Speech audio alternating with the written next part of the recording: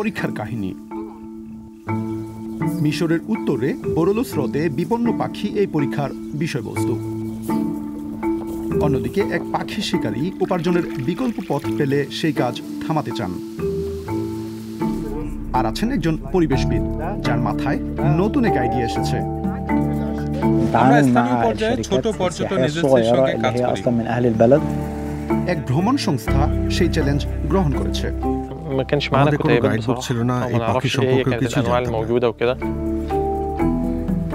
মিশরের পর্যটকেরা সেই পাখি দেখার জন্য অনেক অর্থ ব্যয় করছেন। সেই উদ্যোগ কতটা সার্থক? তারা সবাই একেবারে নতুন কিছু করার চেষ্টা করছেন। বিশেষ করে পাখি শিকারীর জন্য এটা একেবারে ভিন্ন কাজ। সন্ধ্যা নামতেই তিনি পানিতে প্রবেশ করলেন। সালাহ আব্দুল আজিজ বরোলোস হ্রদে নিজের জাল পরীক্ষা করলেন। তিনি নকল হাঁস ব্যবহার করে আসল পরিযায়ী পাখি আকর্ষণের চেষ্টা করছেন। হ্রদের উপর দিয়ে উড়ে যাওয়ার সময় সেই পাখি যাতে নকল হাঁসগুলোর সঙ্গে যোগ দেয়, সেটাই চান তিনি। হাঁসের শব্দ নকল করে তার ডাকের উদ্দেশ্যও এক, তবে সেই কৌশল মাঝে মাঝে কাজ করে। বরং খাঁটি হাঁসের ডাকের রেকর্ডিং আরও নির্ভরযোগ্যভাবে অন্য হাঁসগুলোকে আকর্ষণ করে। এই পদ্ধতি বেআইনি বটে, কিন্তু রাষ্ট্র তার মতো শিকারীদের বিরুদ্ধে কোনো পদক্ষেপ নেয় না। মিশরে কয়েক হাজার এমন শিকারী সক্রিয়। পরদিন সকালে সালাহ টের পেলেন যে রাতে তিনি কোনো হাঁস ধরতে পারেননি, তবে 3টি নাইট হেরন পাখি ধরা পড়েছে। তিনি সাধারণত ক্রেতার কাছে ও রেস্তোরাঁয় সেগুলো বিক্রি করেন। পাখি শিকারী হিসেবে তার উপার্জনের কোনো বিকল্প পথ নেই। 5 সদস্যের পরিবারের জন্য তাকে আয় করতেই হয়, কিন্তু সেই কাজ ক্রমেই কঠিন হয়ে পড়েছে। একটি ঝাঁকে 200 হাঁস থাকতো, এখন বড় জোর 50টি দেখা যায়।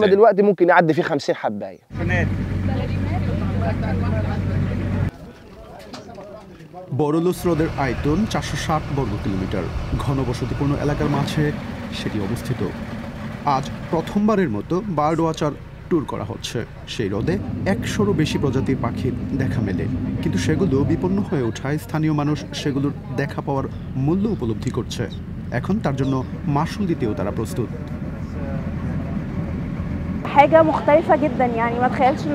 সেটি সত্যি অনন্য। শুধু পাখি দেখার জন্য এতটা পথ পাড়ি দেব কখনো ভাবিনি। যথেষ্ট সংখ্যক মানুষ এই ট্যুরে অংশ নেবেন কিনা আয়োজকেরা সে বিষয়ে নিশ্চিত ছিলেন না। তাছাড়া অনেক খুঁটিনাটি বিষয়ও স্থির করতে হয়। দূরবীন ছাড়া আমরা বার্ড ওয়াচিং ভ্রমণ আয়োজন করতে পারি না, কারণ সেগুলি ছাড়া দূরের পাখি দেখা সম্ভব নয়। মিশরে দূরবীন পাওয়া মোটেই সহজ নয়। নেচার কনজারভেশন ইজিপ্ট নামের পরিবেশ সংগঠন দূরবীন যোগান দেয়। স্থানীয় ভ্রমণ সংস্থাগুলোর সাথে বার্ড ওয়াচিং ট্যুর চালু করা তাদেরই আইডিয়া ছিল।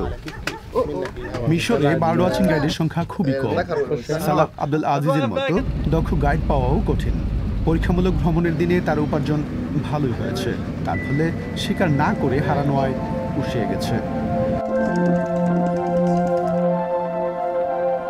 তারপর জাদুময় পরিবেশ সৃষ্টি হলো। পাখিগুলো দলের খুব কাছে এসে মাছের জালের উপর বসলো। ইউরোপ থেকে এশিয়া যাবার পথে ব্ল্যাক ক্রাউন্ড নাইট হেরন ও স্কোয়াকো হেরনের দেখা পাওয়া গেল।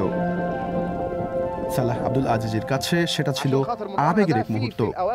পাখি শিকারী হিসেবে তিনি এখন পাখি সম্পর্কে তার জ্ঞান বিতরণ করতে পারছেন।